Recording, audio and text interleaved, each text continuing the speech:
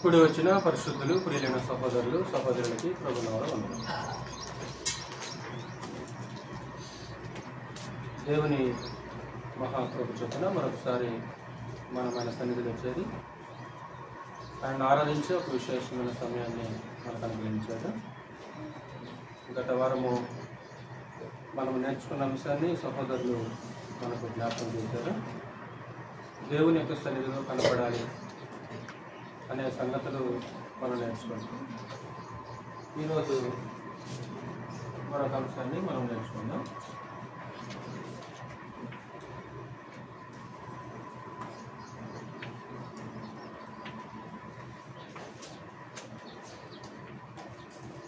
దేవుని సన్నిధికి ఎలా రావాలి అనే విషయాలు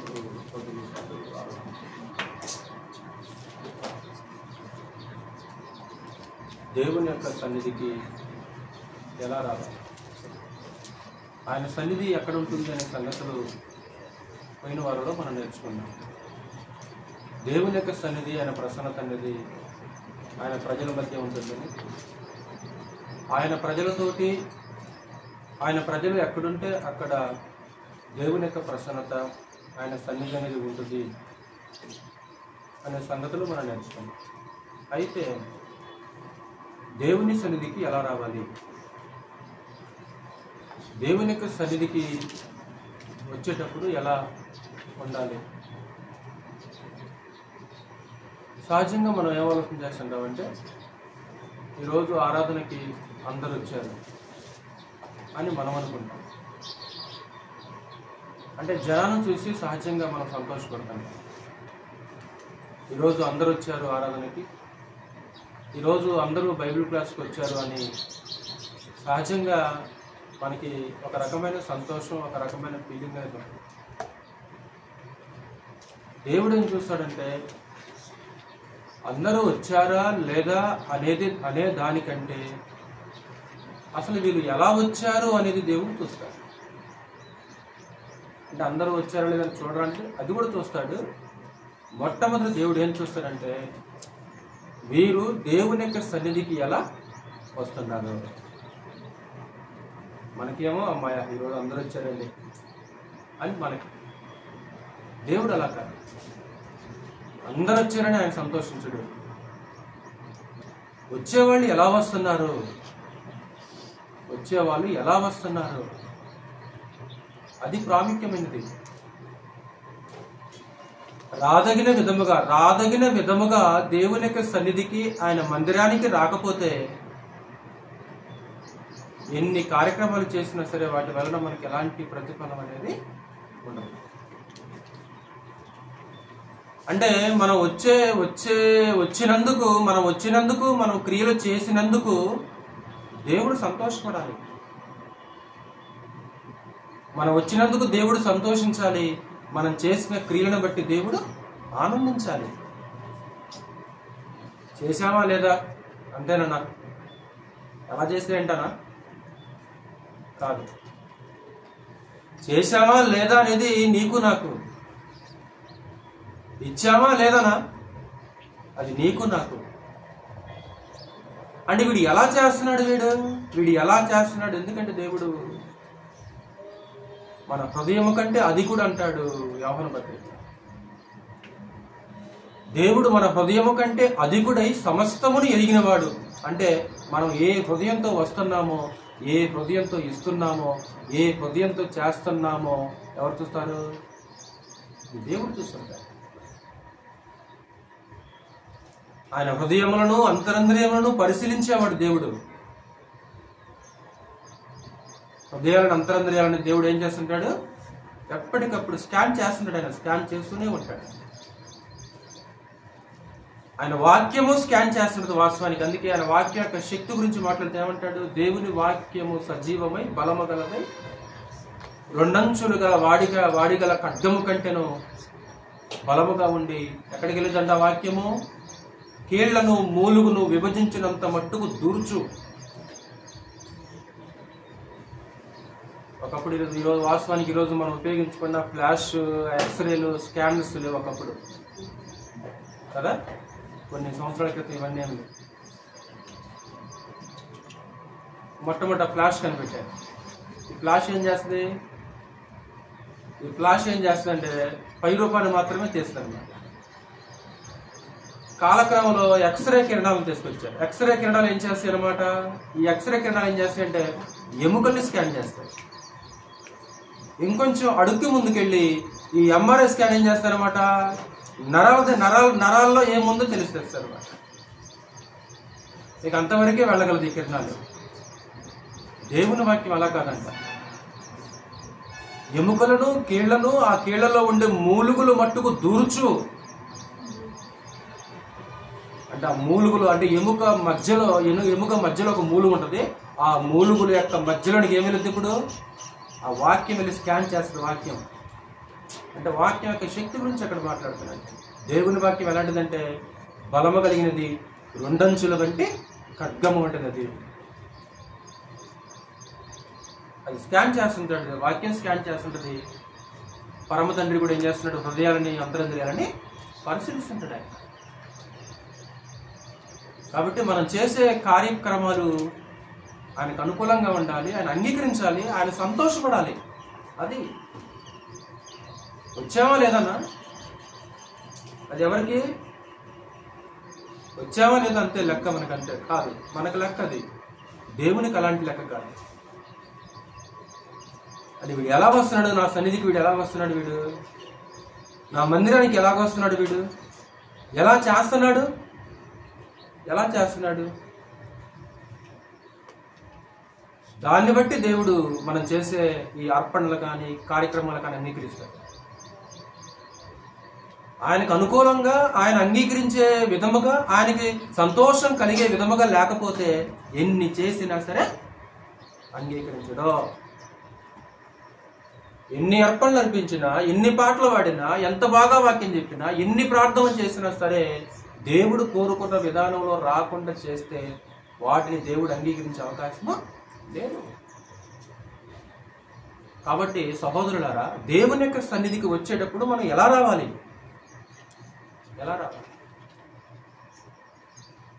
పిల్లల్ని స్కూల్కి ఎలా పంపించాలో మనకు తెలుసు. మనకి తెలుసు. మనము ఒక పెళ్లికి, ఒక ఫంక్షన్కి వెళ్ళేటప్పుడు ఎలా వెళ్ళాలో మనకు తెలుసు. కానీ దేవుని యొక్క సన్నిధికి ఎలా రావాలి, ఎలా వెళ్ళాలి? చేతిలో బైబిల్, ఒక నోట్స్, పెన్ను, జేబులో కాసింత కానుకుంటే సరిపోద్దా? ఇవేనా దేవుని సన్నిధికి రావడానికి కావాల్సింది? ఒక బైబిల్, ఒక పాటల పుస్తకం, ఒక పెన్ను, నోట్స్, జేబులో కాసింత కాను. చాలనా? ఎంతకంటే దేవుని యొక్క సన్నిధికి ఇంకేం కావాలి? చాలదు. అది అసలు చాలదు. అది బైబిల్ లేకుండా ఎలాగన్నా? బైబిల్ ఉండాలి, లేక కాదు. మొదట కావాల్సింది ఒకటి ఉంది, మొదట కావాల్సింది కొన్ని ఉన్నాయి. అవి లేకుండా ఎన్ని వస్తువులు తెచ్చుకున్నా సరే ఏమీ ఉపయోగం లేదు. కాబట్టి ఆయన సన్నిధికి ఎలా రావాలి అనేది ఫిబ్రవరి పత్రిక 10:22 వచ్చినండి అద్భుతంగా మాట్లాడాడు రచయిత. 5 పాయింట్లు ఉన్నాయి. పలుమార్లు మనము ఆ వచనాన్ని చదువుకున్నాం. దాన్ని కొద్దిసేపు వివరిస్తాను, ఎక్కువసేపు మిమ్మల్ని విసిగించను. కొంచెం మనసు పెట్టి మీరు వినాల్సిందిగా ప్రేమపూర్వకంగా విడుకుంటున్నాం. దేవుని యొక్క సన్నిధికి ఎలా రావాలి అని అంటే మొట్టమొదట అంత జ్ఞానేంద్రియాలు, అంతరేంద్రియాలు అనే సంగతి మీకు తెలుసు కదా. జ్ఞానేంద్రియాలు, అంతరేంద్రియాలు అంటే దేవుని యొక్క సన్నిధికి వచ్చేటప్పుడు అంతరేంద్రియాలు కూడా సిద్ధంగా ఉండాలంట కృష్ణమూర్తి గారు. అసలు మొట్టమొదట సిద్ధంగా ఉండాల్సింది ఏంటంటే అమ్మా అంతరేంద్రియాలు. అందుకే పోయిన వారిలో ఇక్కడ వాక్యం జ్ఞాపకం చేస్తామండి. దేవుడు ఇర్మియాను వెళ్ళి వాక్యం చెప్పమంటాడు. ఇర్మియా ఏమంటాడు? విందురని ఎవరు చెప్పాలి? నేను ఎవరికి సాక్ష్యం ఇవ్వాలి? వారు వినుటకు తమ మనసును సిద్ధపరచుకొనరు. చెవి ఒక జ్ఞానేంద్రియం, మనసు అంతరేంద్రియం. అంటే జ్ఞానేంద్రియం ఉంటే సరిపోద్దా? అంతరేంద్రియం కూడా సిద్ధంగా ఉండాలా కృష్ణమూర్తి గారు? అంటే దేవుని యొక్క వాక్యము వినటానికి కేవలం చెవులుంటే సరిపోద్దా? మనసు కూడా ఉండాలా? ఇప్పుడు మనసు సిద్ధంగా లేకుండా ఎన్ని గంటల వాక్యం విన్నా సరే ఫలభరితంగా ఉంటుందా?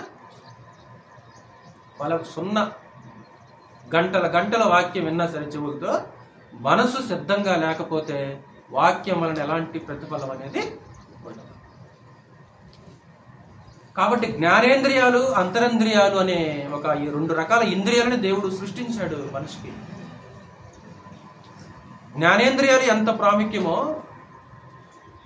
దేవుని యొక్క సన్నిధికి వచ్చేటప్పుడు కూడా అంతరింద్రియాలను సిద్ధం చేసుకోవటం కూడా అంతే ప్రాముఖ్యం. అంతరింద్రియాలు 3 ఉంటాయి కదా, చెప్పండి ఒకసారి సహోదరులు. అంతరింద్రియాలు చెప్పండి, ఒక 3 ఉంటాయి. 1 మనస్సు, 2 మనస్సాక్షి, హృదయం.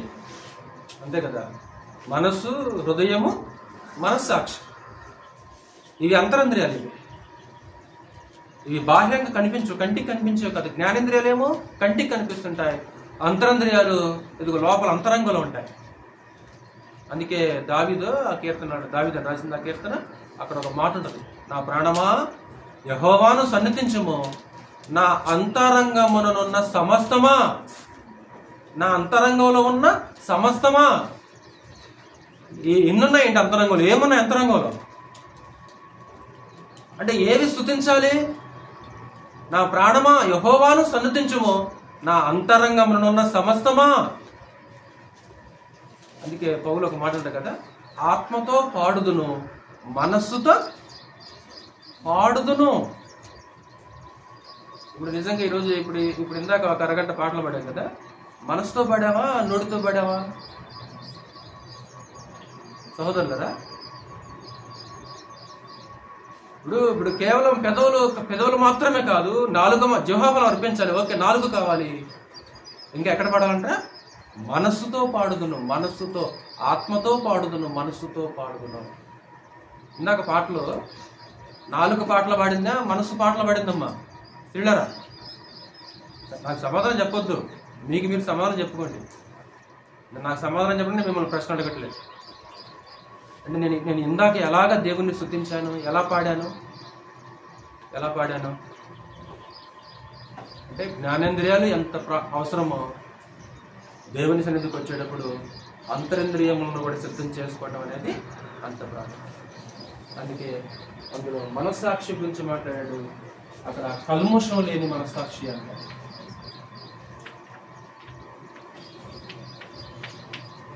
కల్ముషము లేని మనస్సాక్షి.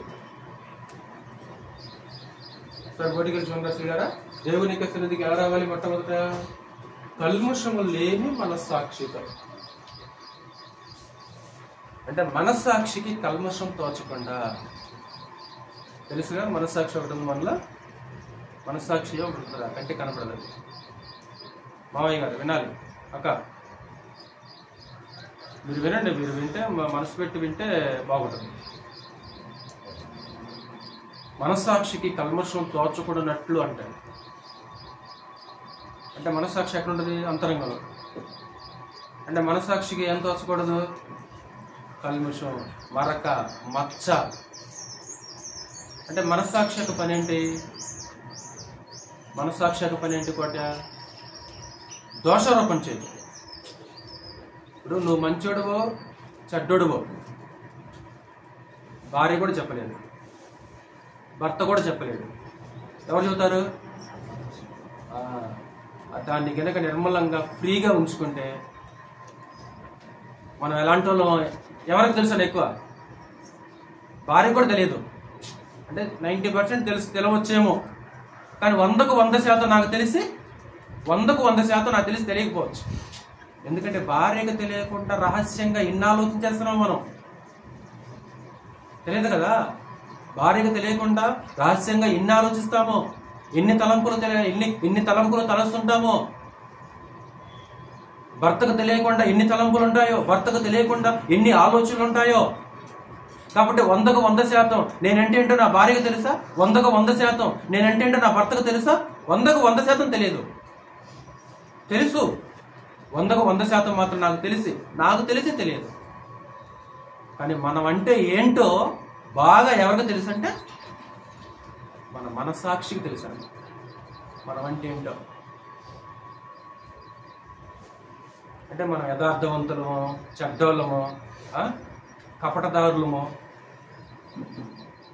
అంటే ఆ దోషారోపణ మనస్సాక్షి దోషారోపణ చేయకూడదు మన మీద ఏం చేయకూడదు అంటే మనస్సాక్షి దోషారోపణ చేయకుండా కల్మషం లేని మనస్సాక్షితోటి దేవుని యొక్క సన్నిధికి రావాలి. అంటే దేవుని యొక్క సన్నిధికి వచ్చేటప్పుడు మన మనస్సాక్షి ఎలా ఉండాలంటే శుద్ధిగా ఉండాలి.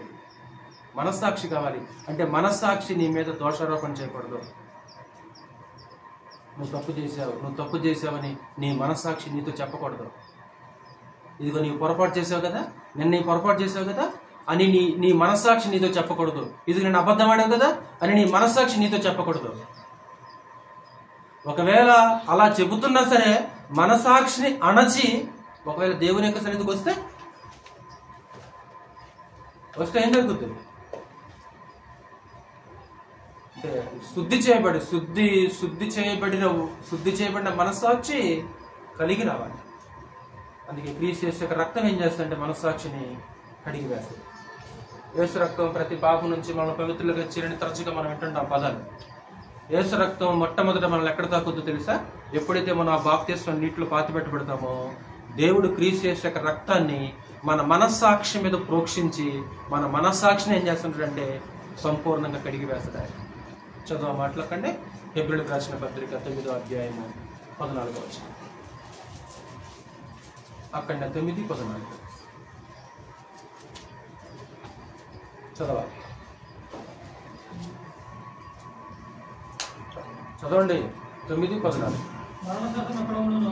9:14 నిత్యుడగు ఆత్మ ద్వారా తన్ను తాను దేవునికి నిర్దోషినిగా అర్పించుకున్న క్రీస్తు యొక్క రక్తము నిర్జీవ క్రియలను విడిచి జీవము గల దేవుణ్ణి సేవించుటకు మీ మనస్సాక్షిని ఎంతో ఎక్కువగా శుద్ధి చేయును. అంటే క్రీస్తు యేసు యొక్క రక్తం చేసే పని ఏంటి? క్రీస్తు యేసు యొక్క రక్తం చేసే పని ఏంటి? కడుపులోకి తగ్గిద్దామా? యేసు రక్తం ఇది. యేసు రక్తం కొంచెం నీకు ఎక్కడైతే నొప్పి వస్తుందో పూసుకో అంటారు. లేకుంటే యేసు రక్తం ఇది కొంచెం తాగంటారు. ఎందుకు యేసు రక్తం కడుపుల నొప్పి తగ్గేస్తుందా లేకుంటే నొప్పులు తగ్గేస్తుందా? నొప్పుల్ని కడుపుల నొప్పిని తగ్గించేది కాదు క్రీస్తు యేసు యొక్క రక్తం. ఏం చేస్తుంటే అక్కడ నిర్జీవ క్రియలను విడిచి నిత్యుడగు ఆత్మ ద్వారా తను తాను దేవునికి నిర్దోషినిగా అర్పించుకున్న క్రీస్తు యొక్క రక్తం నిర్జీవ క్రియలను విడిచి జీవము గల దేవుణ్ణి సేవించుటకు మీ మనస్సాక్షిని ఎంతో ఎక్కువగా శుద్ధి చేయును. అంటే దేవుణ్ణి సేవించాలంటే ఎలాంటి మనస్సాక్షి ఉండాలి? శాంత్య శుద్ధి చేయబడిన మనస్సాక్షి అయి ఉండాలి. అంటే అలాంటి మనస్సాక్షితో ఏం చేయాలంటే దేవుణ్ణి సేవించాలి. అలాంటి మనస్సాక్షి కలిగి దేవుని యొక్క సన్నిధికి రావాలి. నీ మనస్సాక్షి నీ మీద దోషారోపణ చేయకూడదు. నీ మనస్సాక్షి నిన్ను గద్దించకూడదు. నువ్వు తప్పు చేశావు అనే ఫీలింగు నీ మనస్సాక్షిలో పెట్టుకొని దేవుని యొక్క సముఖానికి నువ్వు రాకూడదు. రాకముందే ఏం చేయాలంటే పరమదేవుని యొక్క సముఖంలోకి ఏం చేయాలమ్మా? ఆయన సన్నిధికి రాకముందే పరమదేవుని యొక్క సముఖంలోకి వెళ్ళి ఏం చేయాలంటే దేవునితో సమ్మతి పడి ఆయన సన్నిధికి రావాల్సిన అవసరత ఉంటుంది. అంటే ఒక నిర్మలమైన మనస్సాక్షి కలిగి అంటాడు. పేతురు రాసిన మొదటి పత్రిక, హెబ్రీ పత్రిక ఇంతే ఉంచుకోండి.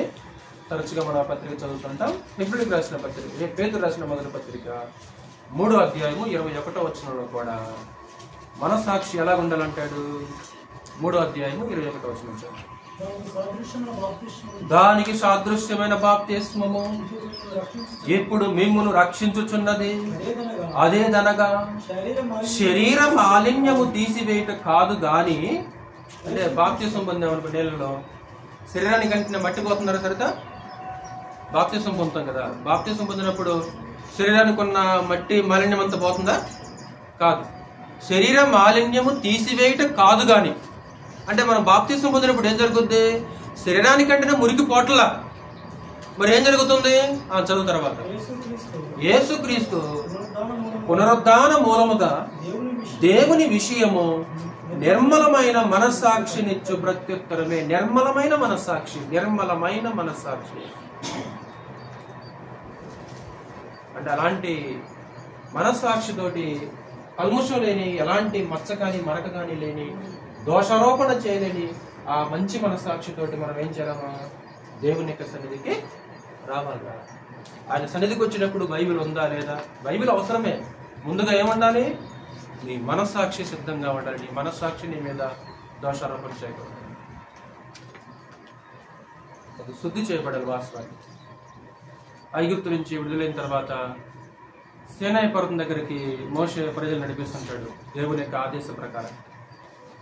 అప్పుడు నిర్గమకాండం 19వ అధ్యాయంలో పరమదేవుడు సీనాయి మీదకి దిగబోతుంటాడు. గుర్తొస్తుందా?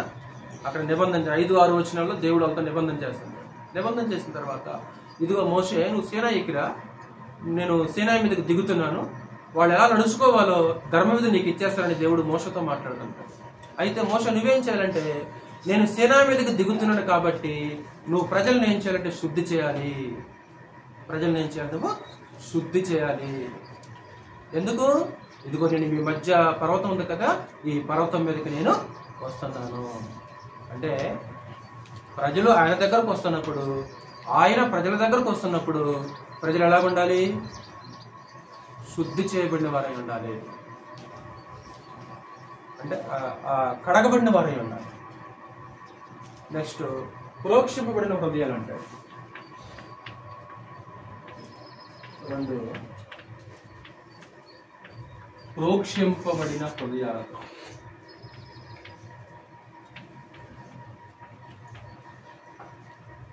ఎలాంటి హృదయంరా?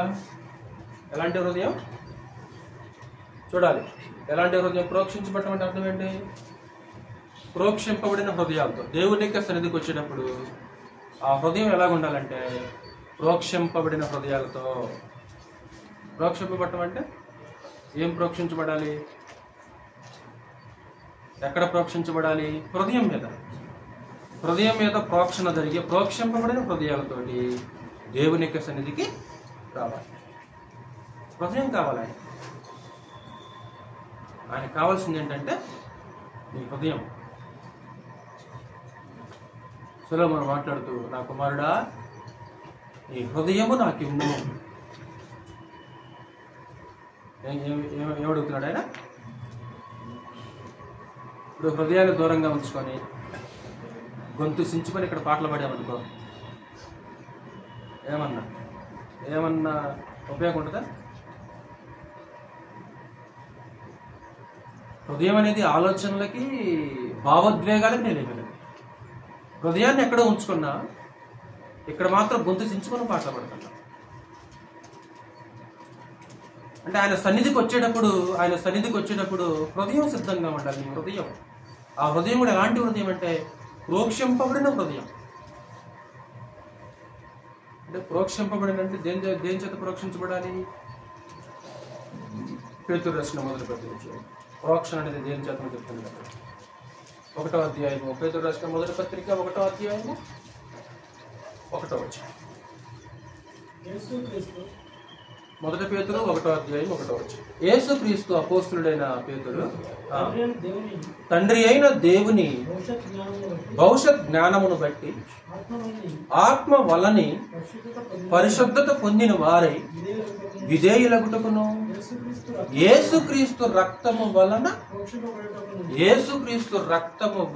ప్రోక్షింపబడుటకును. అంటే క్రీస్తు యొక్క రక్తము చేత ప్రోక్షించబడిన హృదయాలమాట. క్రీస్తు యొక్క రక్తం చేత ప్రోక్షించబడిన హృదయాలు కలిగి, అలాంటి హృదయంతో మనం ఏం చేయాలంటే ఆయన ముఖ దర్శనానికి, ఆయన సన్నిధికి మనం రావాలి. ఇది రక్త ప్రోక్షణ. ఈ ప్రోక్షణ ఏంటంటారా? రక్త ప్రోక్షణ. ఈ రక్త ప్రోక్షణ అనేది పాత నిబంధనలో కూడా మనకు కనిపిస్తుంది. మోషే దీన్ని ఆచరించాడు. ఎక్కడెక్కడ ఆచరించాడు? గుర్తొస్తున్న సహోదరులారా చెప్పండి ఒకసారి. మోషే రక్త ప్రోక్షణ ఆచారాన్ని ఎక్కడ ఆచరించాడు? మొట్టమొదట. కాబట్టి ఇక్కడ ఏమంటాడు? ప్రోక్షించబడిన హృదయాలు. ఏ ప్రోక్షణ ఇది? నీళ్ల ప్రోక్షణ కాదు ఇది.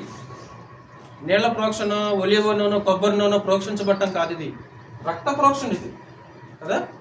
అందాక పేతురు అన్నాడు కదా, యేసుక్రీస్తు యొక్క రక్తం వలన ప్రోక్షింపబడుటకును, అంటే యేసుక్రీస్తు యొక్క రక్తం చేత ప్రోక్షించబడిన కడగబడిన హృదయాలతోటి ఆయన సముఖంలోనికి మనం రావాలి.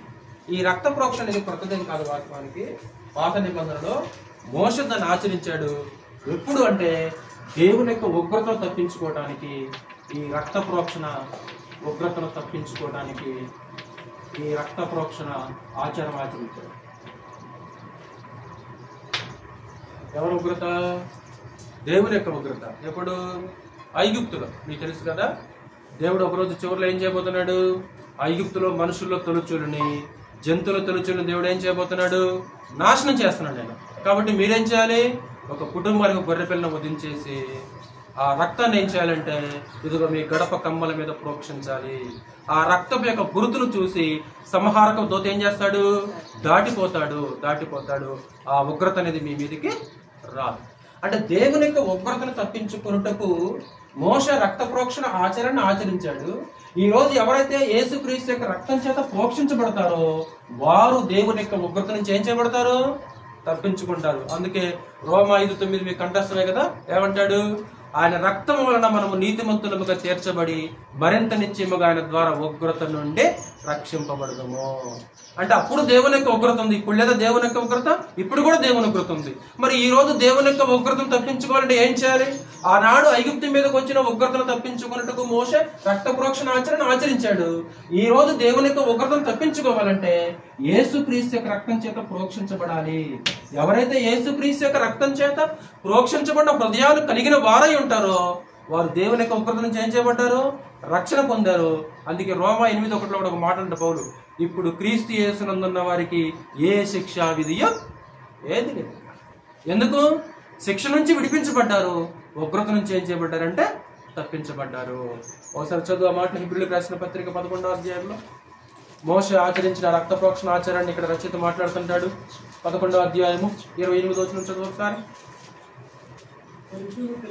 11:28 తొలుచూలు పిల్లలను నాశనము చేయువాడు ఇశ్రాయేలీయులను ముట్టకుండ నిమిత్తము అతడు విశ్వాసమును బట్టి పస్కాను రక్త ప్రోక్షణ ఆచారమును ఆచరించెను.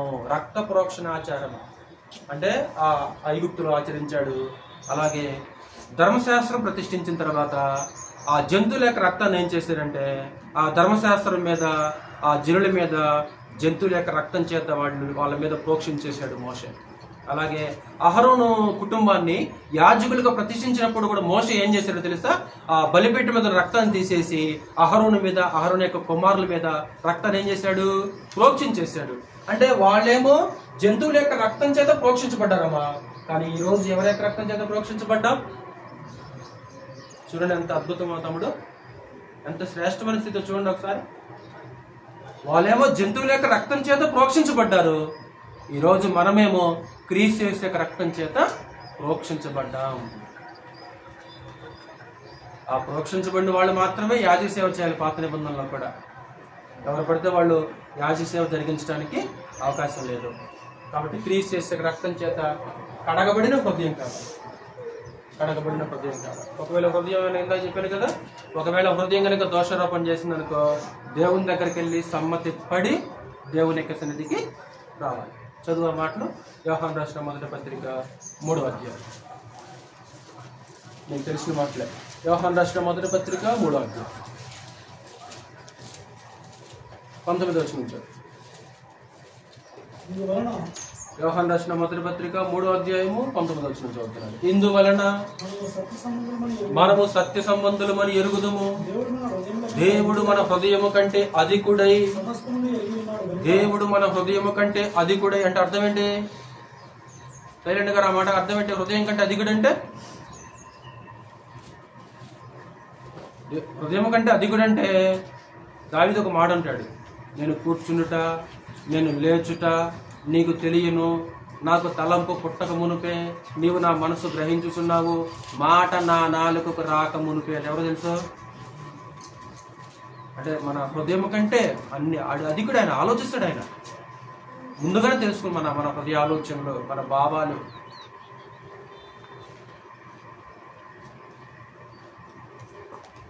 సులువుగా కళ్ళు కప్పేయచ్చు, సులువుగా కళ్ళు కప్పేస్తుంటాం మనం అంతే. అంటే దేవుడు ఉన్నాడు, ఆయన హృదయాలను పరిశీలిస్తున్నాడు, అంతరంద్రియాలను పరిశీలిస్తున్నాడు అనే సంగతిని మనం ఏం చేస్తామంటే మర్చిపోతాం, పూర్తిగా మర్చిపోయి ఇష్టం వచ్చినట్లు ఆలోచిస్తుంటాం, ఇష్టం వచ్చినట్లు చేస్తుంటాం అనమాట. మన హృదయం కంటే అధికుడు ఆయన సంగతి మనకు అర్థం కాదు. ఆలోచనలో కూడా తీర్పులోకి వస్తాడు కొరింథీ పత్రికలో. మాటలో క్రియలే కాదు, 4వ అధ్యాయంలో మాట్లాడుతూ మన ఆలోచనల గురించి కూడా ఒకరోజు తీర్పులోకి వస్తాయంటాడు పౌలు మాట్లాడతాడు. మన హృదయము కంటే అధికుడై సమస్తమును చదువు ఒకసారి, సమస్తమును ఎరిగి ఉన్నాడు గనుక మన హృదయము ఏ ఏ విషయములలో మన యందు దోషారోపణ చేసినో ఆయా విషయములలో ఆయన ఎదుట, అంటే హృదయం ఒకవేళ దోషారోపణ చేసిందని కూడా అంతే రావాలన్నా? ఎవరు చూస్తుండ్రు? ఎవరు చూస్తుండ్రు? నేనేమో మీరు చూడలేదని, మీరేమో నేను చూడలేదు అనుకుంటే, మన హృదయము ఏ ఏ విషయంలో మన యందు దోషారోపణ చేసినో సమ్మతింపకుండా ఇద్దరు కూడి నడుతురా అంటాడు ఒక చోట ఆమోస్ గ్రంథంలో. సమ్మతింపకుండా ఇద్దరు కూడి నడుతురా అంటే ఇద్దరు వ్యక్తులు సహవాసం చేయాలంటే వాళ్ళ మధ్య ఏముండాలి? ఇప్పుడు మనం దేవునితో కలిసి నడవాలంటే, ఇప్పుడు నిర్గమకాండం 32వ అధ్యాయంలో నేను రాను మీతో అన్నాడు కదా. ఎందుకు రానన్నాడు? నడవలేకపోతున్నాడు వాళ్ళతో దేవుడు. నేను మీతో రాను, మీరు వెళ్ళిపోండి కనాను దేశం. మనం జ్ఞాపకం చేసుకున్నాం కదా మాట. ఎందుకు రానంటున్నాడు? నేను నడవలేను మీతో, ఇశ్రాయేలు ప్రజలతో నేను నడవలేను. ఎందుకంటే వాళ్ళు తిరుగుబాటు చేసేవాళ్ళు, అవిధేయులు వాళ్ళు. సమ్మతి పడితే నేను వచ్చేస్తాను మీతో. కాబట్టి సమ్మతి లేకుండా దేవుడు మనతో నడుస్తాడా? నడవడు. మనం దేవునితో నడవగలమా? నడవలేము. ఒకవేళ హృదయం దోషారోపణ చేసింది అనుకో, అంతే ఆరాధనకు రావాలా? రాకూడదు. ఏం చేయమంటున్నాడు? ముందు ఆయనతో ముందు సమ్మతిపడు. అక్కడ సమ్మతిపడు. మత్తయి 5లో కూడా మీకు తెలిసిన సమాచారమే కదా అమ్మా. నీ మీద నీ సహోదరునికి విరోధం ఏమైనా కలదని అక్కడ నీకు జ్ఞాపకం వచ్చింది కదా. ఎక్కడ? ఇంటి దగ్గర, బలిపీఠం దగ్గర? ఇంటి దగ్గర కాదు. అంటే అది అంత తీవ్రంగా చెప్పాడు క్రీస్తు. చూడండి ఒకసారి ఎంత తీవ్రంగా చెప్పాడు. అంటే ఇక్కడ ఆగమన్నాడు అంతే. ఇక్కడ ఆగి నువ్వు వెళ్ళి నీ సొంత సమానం పడు. ఎంత తీవ్రంగా చెప్పాడు క్రీస్తు. అంటే అలాంటి ఒక మంచి హృదయంతో ప్రోక్షించబడిన క్రీస్తు రక్తం చేత ప్రోక్షించబడిన హృదయం కావాలి. కాబట్టి హృదయం కావాలి. దేవునికి సన్నిధికి వచ్చేటప్పుడు నీ హృదయం సిద్ధంగా ఉండాలి. ఏమంటాడు తర్వాత?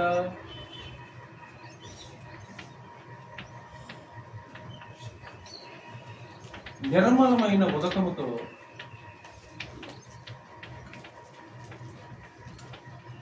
స్నానము చేసిన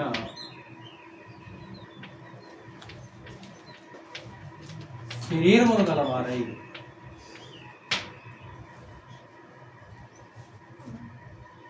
ఏమా అంటే దేవుని యొక్క సన్నిధికి వచ్చినప్పుడు ఎలా ఉండాలంట? నిర్మలమైన ఉదకంతో స్నానం చేసి రావాలంట. నిర్మలమైన ఉదకముతో స్నానం చేసి అలాంటి శరీరములు కలిగి దేవుని యొక్క సన్నిధికి రావాలి. ఏం స్నానం? ఈ స్నానము ఇంటికి ఏంటిదా? నిర్మలమైన ఉదకం ఏంటిది? ఉందా? చదువు మాట చదువు సార్. Hebrews 10:2 చదువు సార్. మళ్ళా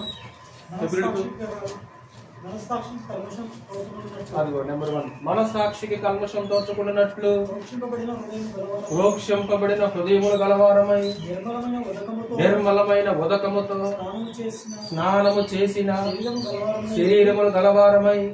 తర్వాత విశ్వాస విషయములో సంపూర్ణ నిశ్చయత కలిగి యథార్థమైన హృదయముతో మనము దేవుని సన్నిధానమునకు చేరుదుము. దేవుని సన్నిధానానికి చేరేటప్పుడు, దేవునికి సన్నిధికి వచ్చేటప్పుడు నిర్మలమైన ఉదకముతో స్నానము చేసిన శరీరములు గలవారై ఉండాలి. మామూలు ఉదకం కాదది, అది నిర్మలమైన ఉదకం. నిర్మలమైన అంటే స్వచ్ఛమైన. కొన్ని నీళ్లు తేటగా కనపడతాయి. అక్కడ శ్రీనగర్లోనో ఏమో ఒక సరస్సు ఉంటుంది, లోతుగా ఉంటుంది. అడుగు కూడా తేటగా కనపడుతుంది అనమాట. అడుగు కూడా ఎంతో తేడా కనపడి నీరంతా స్వచ్ఛంగా నిర్మలంగా ఉంటారు. ఇప్పుడు కొన్ని మన దగ్గర ఉన్న బావులు కుంటలు ఉన్నాయనుకో, అవి స్వచ్ఛమైన నీరు కదా, అంటే అడుగు కనపడుద్దా? జస్ట్ ఒక జాడ కూడా కనపడదు మనకి, అంత మురికితో ఉండిపోతాయి అన్నమాట. అంటే భూమి మీద కొన్ని ప్రాంతాలు ఉన్నాయి, అడుగు కూడా ఎంతో స్వచ్ఛంగా నిర్మలంగా కనిపిస్తుంది, స్వచ్ఛమైన నీరు కనిపిస్తుంది అన్నమాట. అంటే అలాంటి ఒక ఉదకం అంటే నీరు, ఉదకం అనే మాటకు అర్థం ఏంటంటే నీరు, అంటే నిర్మలమైన ఉదకముతో స్నానం చేసిన శరీరం కావాలి. అంటే పాత నిబంధన యాజకులు పరిశుద్ధ స్థలంలోనికి ప్రవేశించే ప్రతిసారి కూడా వాళ్ళు ఏం చేయాలంటే తమ దేహాలని కడుక్కొని, గంగాళం ఉంటుంది కదా తెలుసుగా మీకు, బలిపీఠం ఉంటుంది, ఆ బలిపీఠం దగ్గర బలర్పించి గంగాళం దగ్గరికి వెళ్ళి గంగాళం దగ్గర తన శరీరాన్ని కడుక్కొని లోపలికి వెళ్ళాలి. ప్రతిసారి అంటే ఎప్పుడు ప్రత్యక్షపు గుడారంలోకి ప్రవేశించిన ప్రతిసారి కూడా అతను ఏం చేయాలంటే ఆ దేహాన్ని కడుక్కొని రావాలి, స్నానం చేసి రావాలి అక్కడ. ఈరోజు మనం కూడా యాజకులు ఉంటారా, ఈరోజు దేవుని సన్నిధిలోనికి ప్రవేశించిన ప్రతిసారి కూడా మనం కూడా ఏం చేయాలంటే నిర్మలమైన ఉదకంతో స్నానం చేసి రావాలి చేయాలి. ఒకసారి వాళ్ళు చేసే పని చూడు, ఒకసారి నిర్గమకాండం 30వ అధ్యాయంలో చదువు మాటలు. అక్కడికి లేవద్దు అయిపోయేదాకా పిల్లలు. నిర్గమకాండం 30వ అధ్యాయం 17 నుంచి 20 వచ్చినాయి. మరియు ఇట్లనే కడుగు కొనుటకు ఇత్తడితో దానికి ఒక గంగాళమును ఇత్తడి పీటను చేసి ప్రత్యక్షపు గుడారమునకు బలిపీఠమునకు నడుమ దానిని ఉంచి నీళ్లతో నింపవలెను. ఆ నీళ్లతో అహరోనును అతని కుమారులను చేతులను కడుగుకొనవలెను. వారు ప్రత్యక్షపు గుడారములోనికి వెళ్ళినప్పుడు సేవ చేసి యెహోవాకు హోమ ద్రవ్యములు అర్పించుటకు బలిపీఠమునొద్దకు వచ్చినప్పుడు తాము చావక ఉండునట్లు, అదిగో ప్రత్యక్షపు గుడారములోనికి వెళ్ళినప్పుడు సేవ చేసేటప్పుడు యెహోవాకి ధూపములు అర్పించేటప్పుడు ఏం చేయాలంట? చావకుండా ఉండాలంటే ఖచ్చితంగా నీళ్ళతో కడుక్కోవాలి. తాము చావక ఉండునట్లు తమ చేతులను కాళ్లను కడుగుకొనవలెను. అది వారికి అనగా అతనికి అతని సంతతికి వారి తరతరములకు నిత్యమైన కట్టడా. యాజకులారా, మీరు సేవ చేసేటప్పుడు, దేవునికి హోమద్రవ్యాలు అర్పించేటప్పుడు, ప్రత్యక్ష గుడారాలకు ప్రవేశించేటప్పుడు మీరు ఏం చేయాలి? అదిగో అక్కడ గంగాళం ఉంటుంది, కడుక్కొని రావాలి. అక్కడ శుభ్రంగా కడుక్కొని అక్కడ స్నానం చేసి ఎక్కడికి వెళ్ళాలి? దేవునికి సన్నిధిలోనికి వెళ్ళిపోవాలి. అలా కాకుండా హడావుడిగా వచ్చేసి బలర్పించేసి నువ్వు కడుక్కోకుండా లోపలికి వచ్చేవనుకో లే,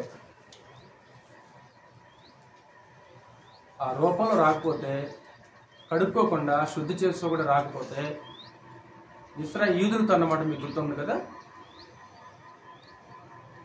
నా సన్నిధిన మీరు ఎందుకు వస్తానంటే యెషయా గ్రంథం 1వ అధ్యాయం, నా ఆవరణములు త్రొక్కుటకు మిమ్మును రమ్మన్న వాడెవడు. నా సన్నిధిని కనపడడానికి మీరు వస్తున్నారు కదా, నా ఆవరణలు మీరు తొక్కుతున్నారు కదా, ఎవడు రమ్మన్నాడు మిమ్మల్ని? వాస్తవానికి వాళ్ళు ఖాళీ చేతులతో రావట్లా, అర్పణ తీసుకుని వస్తున్నారు. వాళ్ళు ఏమైనా ఖాళీ చేతులతో వస్తున్నారా? నేను చెప్పాను కదా గతంలో, ఈ విషయం గురించి కూడా మీకు గతంలో చెప్పాను. రాని వారి గురించి దేవుడు చెప్పలేదు అక్కడ. ఎందుకు రాలేదు అని రాని వారిని గురించి ప్రశ్నించకుండా వచ్చిన వారిని పరమదేవుడు ప్రశ్నిస్తున్నాడు అక్కడ. అంతేనా?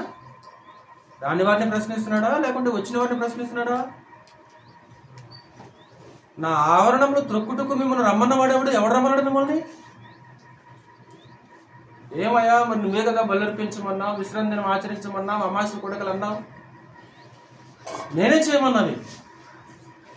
కార్యక్రమాలకు మాత్రం ఏ లోటు లేదు అక్కడ. వాస్తవానికి అమావాస్య కొడకలు జరుగుతున్నాయి, నైవేద్యాలు జరుగుతున్నాయి, దూపాలు జరుగుతున్నాయి, సమాజ పూట ప్రకటనలు జరుగుతున్నాయి, అన్ని కార్యక్రమాలు జరుగుతున్నాయి. కానీ దేవునికి వాటి వలన ఏమాత్రం కూడా సంతోషం అనేది లేదు. అంగీకరించట్లే ఆయన. వాడు కాలు చేతులతో రాకుండా అర్పణను చేత పట్టుకొని దేవునికి సన్నిధికి వాళ్ళు వస్తుంటే పరమదేవుడు ఏమంటే, నా సన్నిధికి మిమ్మల్ని ఎవడు రమ్మన్నాడు? ఈరోజు మనం కూడా కాళ్ళు చేతులతో ఏం రావు దేవుని యొక్క సన్నిధికి. వాక్యము, పాటలు, కానుకలు ఆయనకి సంతోషం కలగజేస్తే చాలా. పాటలు ఉంటే చాలు, వాక్యం ఉంటే చాలు, కానుకలు ఉంటే చాలు. ఆయనకి సంతోషం కలగజేస్తే ఆయన అంగీకరిస్తారా? అంగీకరించడు. అవి ఉంటే చాలు అవి దేవునికి, అవి ఉంటే చాలు. పరమదేవుడు అంటే అప్పుడు ఈదులతోటి మిమ్మల్ని కడుగుకొనిడి శుద్ధి చేసుకొనిడి అంట. అక్కడ మిమ్మల్ని కడుగుకొనిడి శుద్ధి చేసుకొనిడి.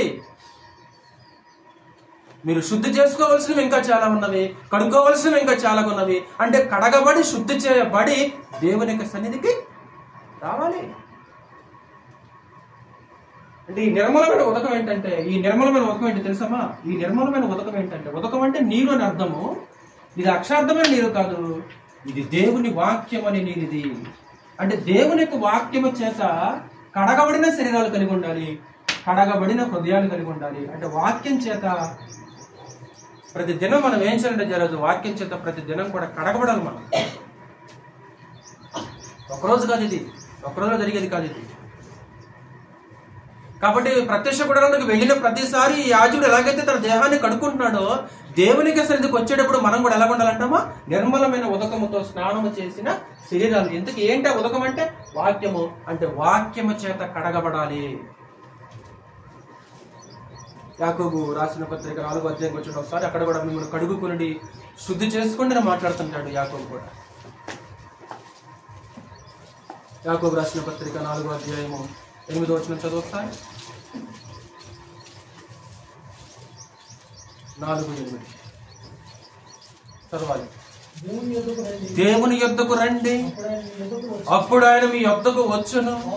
పాపులారా, మీ చేతులను శుభ్రము చేసుకునండి.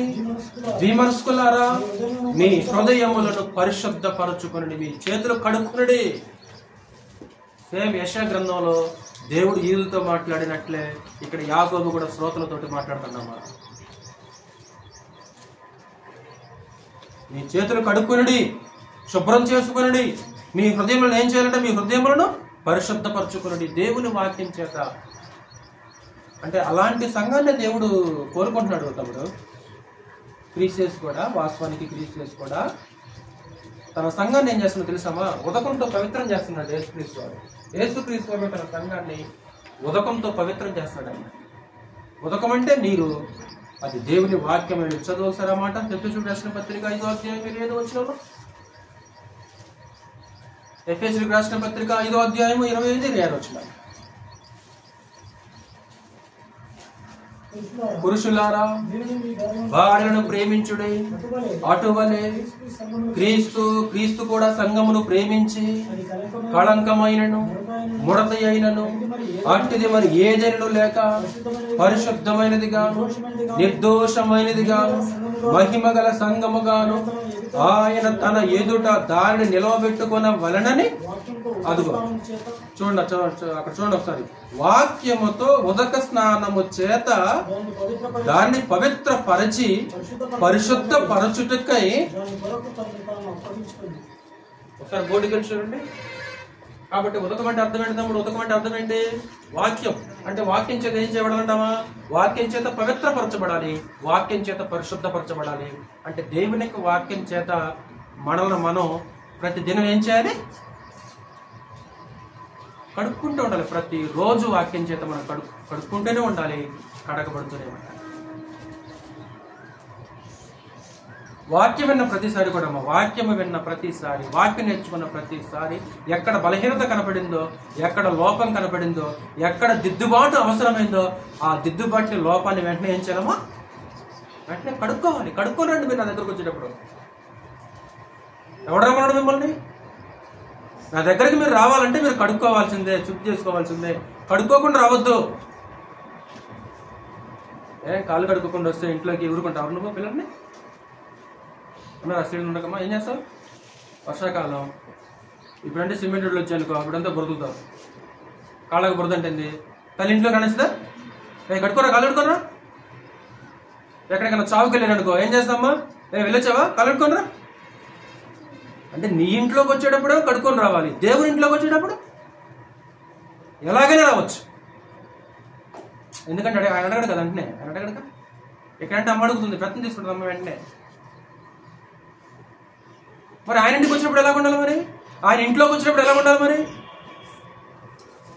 అంటే మన ఇల్లు శుభ్రంగా ఉంటే చాలు, మన ఇంట్లోకి వచ్చే ప్రతి వ్యక్తి కూడా శుభ్రంగా ఉండాలి. తాకపోతాడా ఇంట్లో కండి? ఇంట్లో కంటే అసలు మనిషిని భరించలేను, ఆ కంపు భరించలేని ఇంట్లోకి వస్తే. దేవుని యొక్క సన్నిధికి వచ్చేటప్పుడు నిర్మలమైన ఉదకముతో స్నానము చేసిన శరీరములు గలవారై, వాక్యంతో స్నానం చేసి రావాలి. ఇదంతా ఉదయం లేవగానే సలసానం చేసాం కదా మనందరం కూడా, నీట్గా మంచిగా స్నానం చేసి మంచి బట్టలు వేసుకొని వచ్చాం. దానికంటే ముందు వాక్య స్నానం ఉండాలి. ఆ వాక్యం చేత కడగబడాలి. ఎలాంటి మచ్చ మరక అనిపించింది అనుకో హృదయానికి, వెంటనే దేవుని దగ్గరికి వెళ్ళి ఆ మరకను కడుక్కొని ఆ మచ్చను కడుక్కొని. ఇది నిరంతర ప్రక్రియ. అందుకే యోహాను పత్రికలో ఒక మాట అంటాడు, ఆయన వెలుగులో ఉన్న ప్రకారము మనమును వెలుగులో నడిచిన యెడల మనము అన్యోన్య సహవాసము గలవారమై ఉందుము. అప్పుడు ఆయన కుమారుడైన యేసు రక్తము ప్రతి పాపము నుండి మనలను పవిత్రులుగా. నిరంతర ప్రక్రియ ఇది, నిరంతరం జరుగుతూనే ఉండాలి. ఒక్కరోజులో జరిగి ఆగిపోయేది కాదు ఇది. ఎప్పుడు కూడా యేసుక్రీస్తు యొక్క రక్తం చేత, ఆ రక్తానికి దగ్గరగా మనం ఉండాలి. ఆ రక్తం చేత మనం ఏం చేయాలంటే శుద్ధి చేయబడ్డాం. ఒకరోజు ఒకవేళ హృదయం దోషారోపణ చేసిందనుకో, వెంటనే ఆయన దగ్గరికి వెళ్ళి ఆ రక్తం చేత కడగబడి స్నానం చేసి కడుక్కొని పరిశుద్ధపరచబడి దేవునికి సముఖానికి రావాలి. ఎలా రావాలి ఆయన సన్నిధికి? బైబిల్ అంటే సరిపోతా శాంతే? ఏమ్మా సిల్లరా? బైబిల్ అంటే చాలా పాటల పుస్తకం ఉంటే సరిపోతా శ్రావణ్? నెక్స్ట్ విశ్వాసపు నిశ్చయిత అంటారు. 4 అదే కదండి, అంతేనా? విశ్వాసపు నిశ్చయితతో అంటే అర్థం ఏంటప్పుడు మళ్ళీ చదువుతున్నాం సార్. విశ్వాస విషయంలో సంపూర్ణ నిశ్చయత కలిగి, విశ్వాస విషయంలో సంపూర్ణ నిశ్చయత కలిగి. అంటే విశ్వాసం లేకుండా ఒక వ్యక్తి దేవుణ్ణి సమీపించలేడు. వాస్తవానికి అంటే దేవుణ్ణి సమీపించే వ్యక్తి, దేవుని దగ్గరకు వచ్చే వ్యక్తి ఎలా రావాలి? విశ్వాసంతో రావాలి. విశ్వాసం లేకుండా దేవునికి ఇష్టడయ్యుట అసాధ్యం. దేవుని యొద్దకు వచ్చువాడు ఆయన ఉన్నాడనియో, ఉన్నాడని నమ్మటం మాత్రమే కాదు, తన్ను వెదుకు వారికి ఫలము దయచేయవాడనియో నమ్మవలను కదా. ఆయన మాటల పట్ల, ఆయన వాగ్దానాల పట్ల ఒక మంచి విశ్వాసపు నిశ్చయిత కలిగి. విశ్వాసం మారకూడదు, మన విశ్వాసం మారకూడదు. అస్థిరమైన విశ్వాసంతో కాదు, అస్థిరమైన విశ్వాసంతో కాకుండా ఒక నిశ్చయమైన విశ్వాసంతో దేవుని యొక్క సన్నిధికి మనము రావాలి. ఒక నిశ్చయిత ఉండాలి. ఆయన మాటలు, ఆయన వాగ్దానాలు. యోసేపు చనిపోతూ నిన్న మీకు జ్ఞాపకం చేశాను. యోసేపు చనిపోతూ వాళ్ళ అన్నల దగ్గర ఒక మాట తీసుకొని చనిపోతాడు. ఏమంటాడు? అబ్రహాముతో చేసిన వాగ్దానాన్ని యోసేపు ప్రస్తావిస్తుంటాడు. ఎంత నమ్మకం! డైరెక్ట్గా దేవుడు యోసేపుకు వాగ్దానం చేశాడు, డైరెక్ట్గా పితరులకు వాగ్దానం చేశాడు, అంతే కదా. ఆ వాగ్దానం పట్ల యోసేపు ఎంతో నిశ్చయంగా ఉండనా. ఏమంటాడు? నిశ్చయముగా దేవుడు మిమ్మల్ని చూడవచ్చును, ఈ స్థలము నుంచి దేవుడు మిమ్మల్ని ఏం చేస్తాడు? తీసుకుని వెళ్తాడు. అప్పుడు మీరు పోతూ నా ఎముకలను ఏం చేయాలి? ఇక్కడి నుంచి తీసుకొని పోవాలి. అంత నిశ్చయిత ఉంది యోసేపులో. 100 సంవత్సరాలు అయింది ఆ వాగ్దానం చేసి అబ్రహాముకి. నిశ్చయంగా దేవుడు మిమ్మల్ని చూడొస్తాడు అంటే ఆయన మాటల పట్ల, ఆయన వాగ్దానాల పట్ల మనకు ఎలాగుండాలి? ఒక సంపూర్ణ నిశ్చయిత అనేది, ఒక విశ్వాసపు నిశ్చయిత అనేది మనలో ఉండాలి. ఇంకా సందేహపడుతూ, ఇంకా అనుమానం పడుతూ, ఇంకా బలహీనంగా ఉంటేనమ్మా ఇంకా అనుమానమే. దేవుడు చేస్తాడో లేడో, జరుగుద్దో జరగదో, ఇంకా సందేహాలే. విశ్వాసంతో వచ్చినట్ల దేవుని యొక్క సన్నిధికి.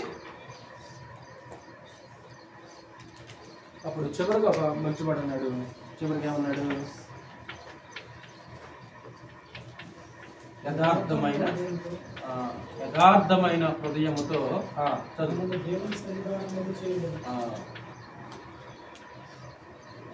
యథార్థమైన హృదయముతో మనం దేవుని యొక్క సన్నిధానములకు చేరుదాము. అంటే దేవుని యొక్క సన్నిధికి వచ్చేటప్పుడు హృదయం ఎలా ఉండాలి?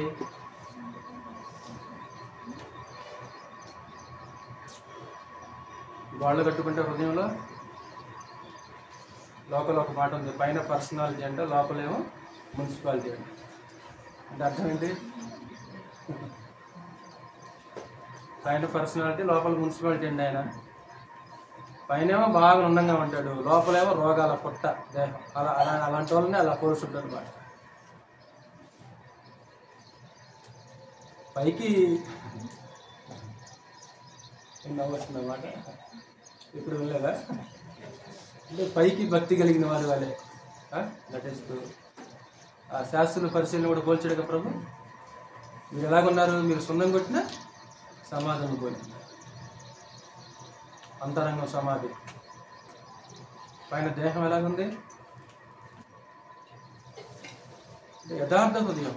హృదయంలో అడ్డుబండలు పెట్టుకొని, హృదయంలో అడ్డు గోడలు కట్టుకొని, హృదయంలో ఏవేవో పెట్టుకొని, హృదయంలో ఏవేవి పెట్టుకొని వస్తే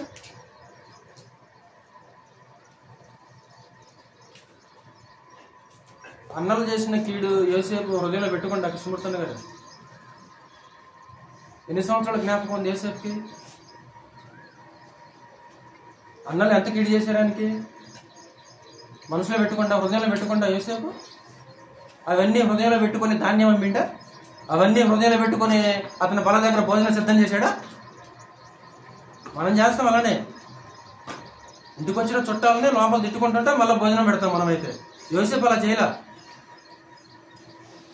ధాన్యం అమ్మాడు 2 సార్లు అన్నలకి, మళ్ళీ భోజనం సిద్ధం చేశాడు. హృదయంలో ఏం పెట్టుకొని? యథార్థమైన హృదయంతో. అంటే ఆయన సన్నిధికి వచ్చేటప్పుడు మన హృదయం ఉండవలసిన తీరదు. అందుకే యేసుక్రీస్తు వారు కూడా మాట్లాడుతూ, ఆరాధన గురించి మాట్లాడుతూ, యథార్థముగా ఆరాధించు వారు ఆత్మతో సత్యముతో తండ్రిని ఆరాధించే కాలము వచ్చుచున్నది. యథార్థముగా ఆరాధించేవారు అంటే యథార్థతకు వ్యతిరేకమైన పదం ఏంటి? యథార్థతకు వ్యతిరేకమైన పదం ఏంటి చెప్పండి? యథార్థతకు వ్యతిరేకమైన పదం ఏంటి? కపటం. అంతే కదా? కపటం, లేకుంటే వేషం, లేకుంటే మోసం. అంటే వేషం వేసుకోవటం, లేకుంటే కపటం. అంటే అవి అలాంటి మనసుతోటి, అలాంటి ఆలోచనలతోటి ఆయన సన్నిధిలోనికి మనం ప్రవేశించుకోవాలి. ఒకరోజు యూదులని దేవుడు బబులోని చెరకు ఎందుకు పంపించాడు? నేను ముగించేస్తాను, మిమ్మల్ని నేను ఎక్కువ తీసుకొచ్చాను. యూదులని దేవుడు బబులోని చెరకు ఎందుకు పంపించాడు? 70 సంవత్సరాలు దాసులయ్యారు కదా. ఎందుకు అంటే ప్రాముఖ్యంగా వాళ్ళు దేవుణ్ణి విసర్జించి విగ్రహారాధన చేశారు. మొదటి కారణం అది. టోటల్గా జీవము గల దేవుడిని విడిచిపెట్టి విగ్రహారాధికులయ్యారు.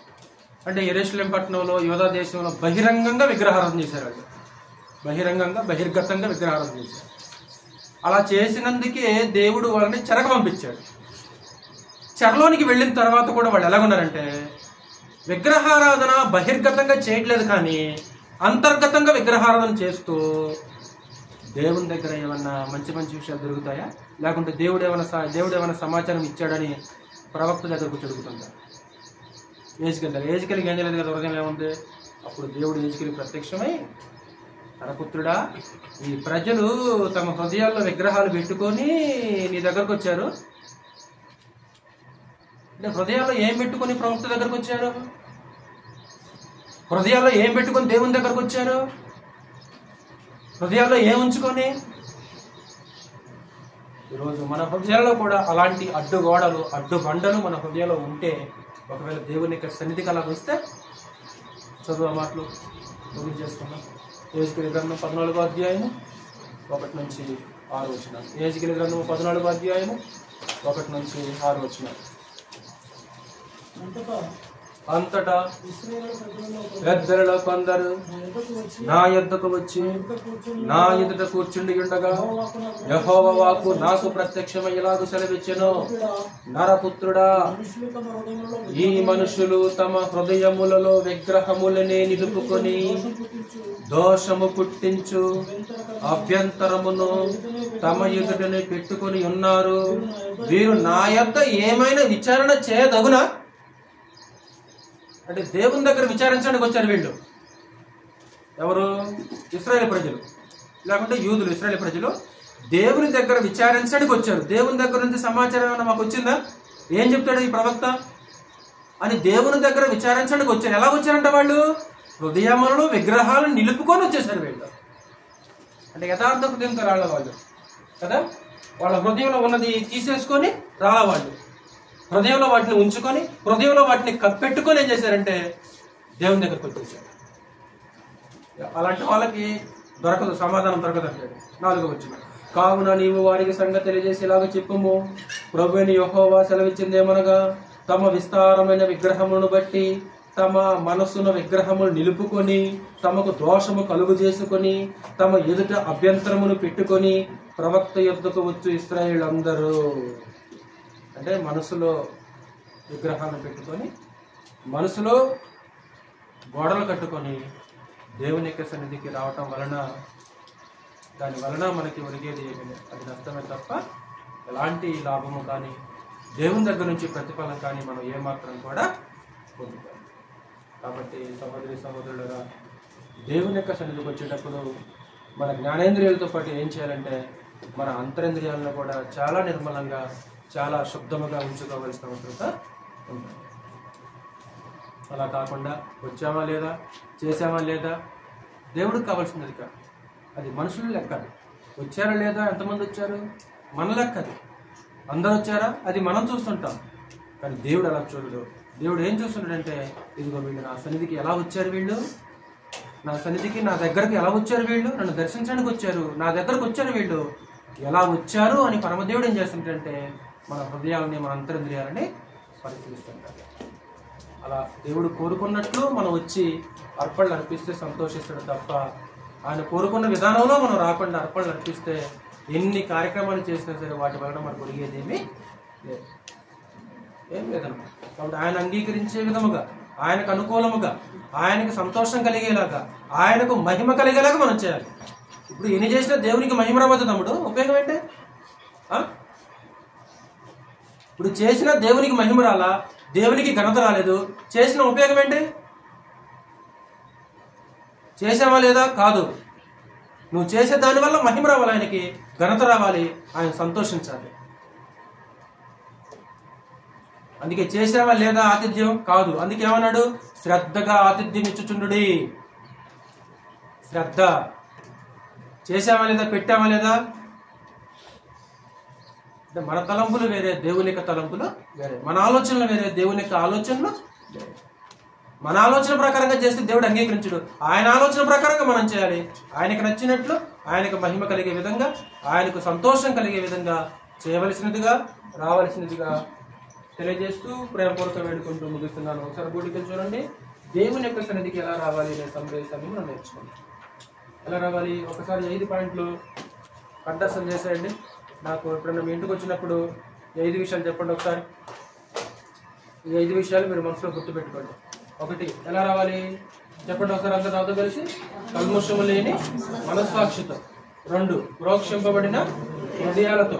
3, నిర్మలమైన ఉదకముతో స్నానము చేసిన శరీరములు గలవాలి. 4, విశ్వాసంతో. విశ్వాసం లేకుండా వస్తే ఏందన్నా? విశ్వాసం లేకుండా ఎలా వస్తామన్నా? దేవుని దగ్గరకు వచ్చింది ఎందుకన్నా? విశ్వసించినందుకే కదా. విశ్వాసంతో రావాలి ఆయన దగ్గరకు వచ్చాడు. 5 ఏమన్నాడు? యథార్థమైన హృదయంతో ఆయన సన్నిధానమునకు చేరుదుము. అంటే ఆయన కోరుకున్న విధానంలో ఆయన సన్నిధికి. శ్రద్ధ వాక్యాన్ని మీ అందరికీ ప్రభువు నామమున